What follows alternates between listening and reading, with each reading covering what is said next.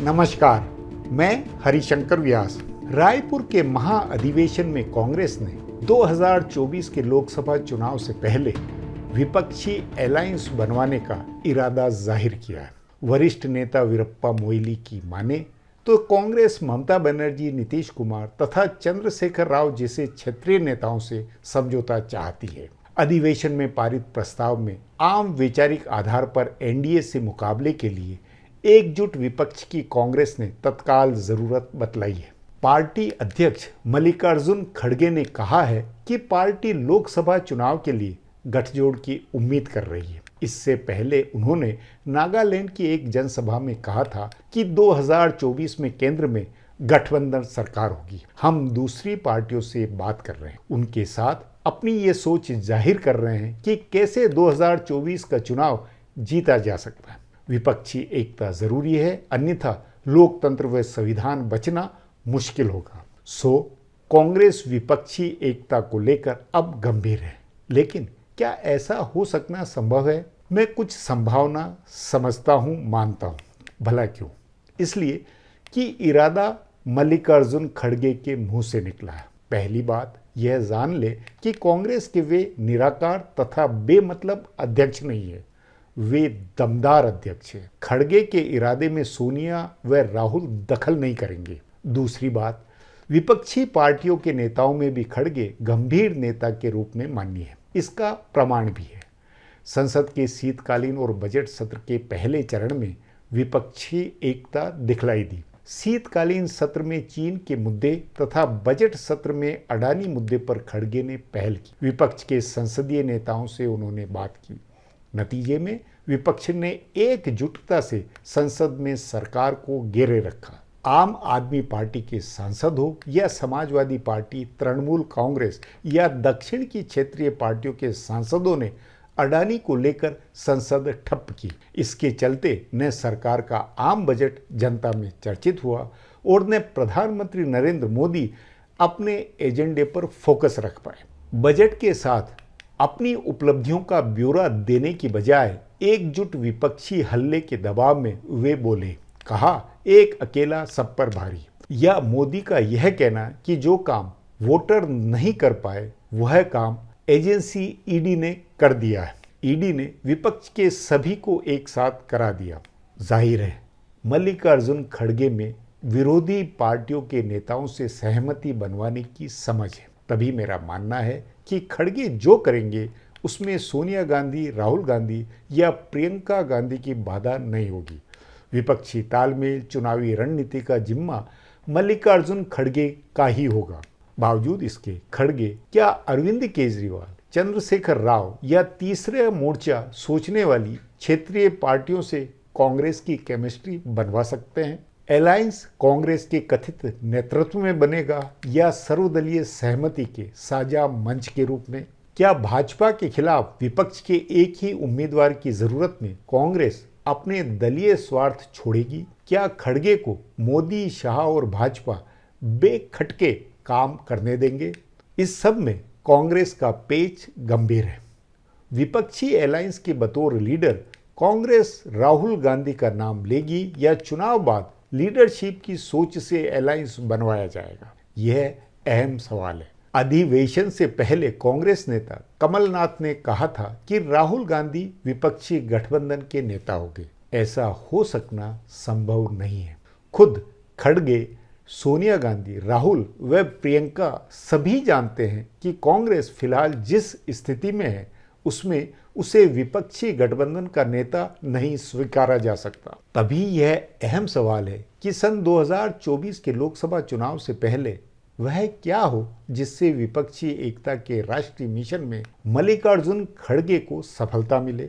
मेरा मानना है इस साल के विधानसभा चुनावों में कांग्रेस का परफॉर्मेंस तय करेगा, कांग्रेस के लिए निर्णायक होगा। वह विपक्षी एकता के मिशन में भी निर्णायक होगा। तभी मेरी अगली सियासी गपशप कर्नाटक पे है और इसका शीर्षक है, खड़गे जी पहले कर्नाटक को जीत कर तो दिखाएं।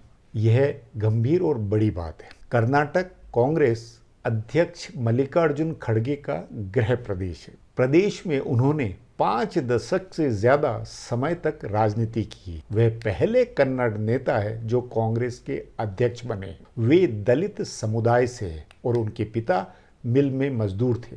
इन बातों के कारण उनकी अपनी एक राजनीतिक ताकत है। उनके पक्ष में सामाजिक समीकरण भी है। इसलिए कर्नाटक में उन्हें किसी भी तरह कांग्रेस को सत्ता में लौटवाने का चमत्कार दिखाना होगा। कर्नाटक के सियासी हालातों का जहां तक सवाल है तो अभी कांग्रेस के लिए सब कुछ अनुकूल है। कांग्रेस और जेडीएस की सरकार को गिराकर भाजपा ने अपनी सरकार वहां बनाई थी। उसने दल बदल करवाया था। वह सब कांग्रेस के पक्ष में सहानुभूति बनवाने वाली बात है। मध्यावधि की सत्ता बदल में भाजपा ने बीएस येदियुरप्पा को मुख्यमंत्री बनाया था, लेकिन 2 साल के बाद भाजपा ने उनको हटाकर बासवराज बोम्मई को मुख्यमंत्री बनाया। वे भी लिंगायत समुदाय से, लेकिन उनकी धमक येदियुरप्पा जैसे जननेता की नहीं है।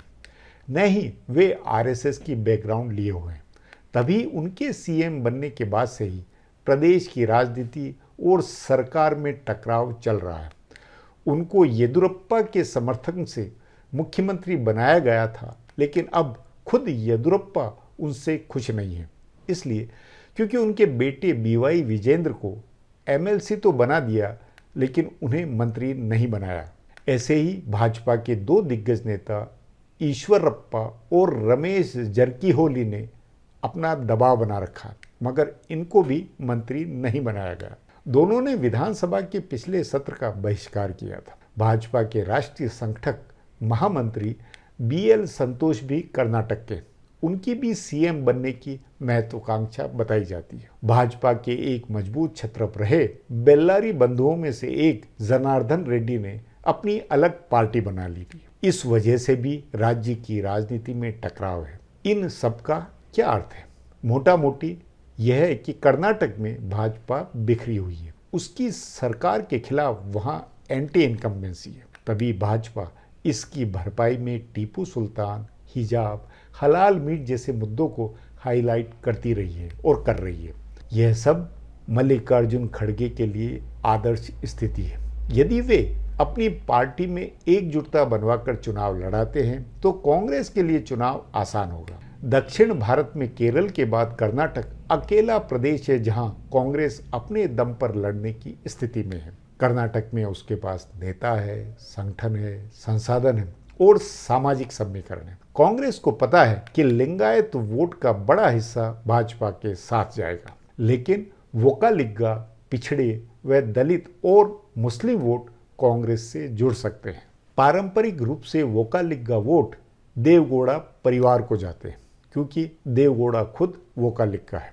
लेकिन कांग्रेस के प्रदेश अध्यक्ष डीके शिव कुमार भी वोकालिगा है।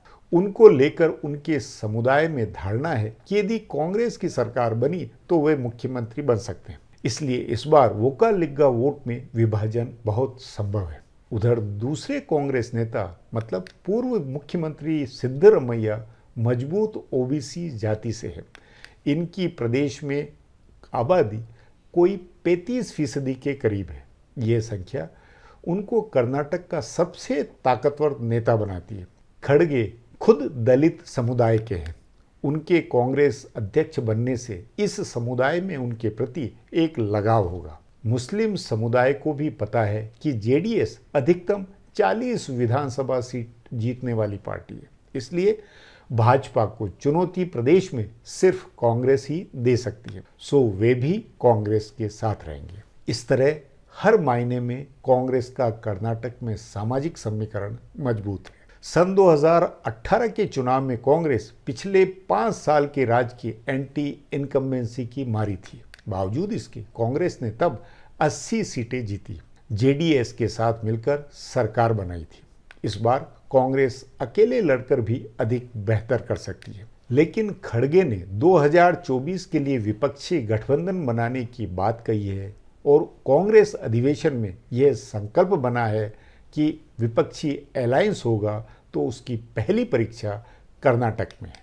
उस नाते खड़गे को पहल करके जेडीएस से बात करनी होगी। राज्य की सभी 224 सीटों पर भाजपा के मुकाबले विपक्ष का एक साझा उम्मीदवार उतारने की सहमति बनाने का उन्हें चमत्कार दिखाना होगा। बतौर एक पायलट प्रोजेक्ट के भी खड़गे कर्नाटक में कांग्रेस और जेडीएस का तालमेल बनवा देते हैं और मई में होने वाले विधानसभा चुनावों में भाजपा को हरा देते हैं तो उनकी कमान में फिर विपक्षी एकता का पूरे देश के लिए एक मॉडल बनेगा। गृह प्रदेश में जीतने से खड़गे का कद बढ़ेगा, कांग्रेस में उनकी अथॉरिटी भी बनेगी, वे विपक्षी एकता के सूत्रधार बन सकते हैं। फिर चंद्रशेखर राव भी कांग्रेस से बात चाहेंगे, क्योंकि कर्नाटक में कांग्रेस जीती तो वह तेलंगाना में पूरा जोर लगाएगी, उससे केसीआर को कुछ तो अनिवार्यतः नुकसान होगा।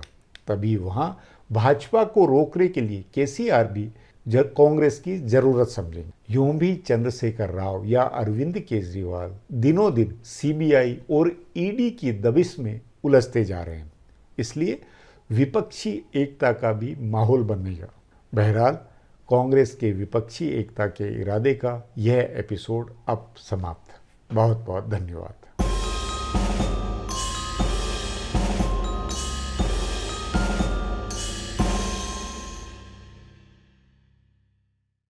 Do not forget to subscribe to our channel for all the latest gossip on politics and my take on world affairs.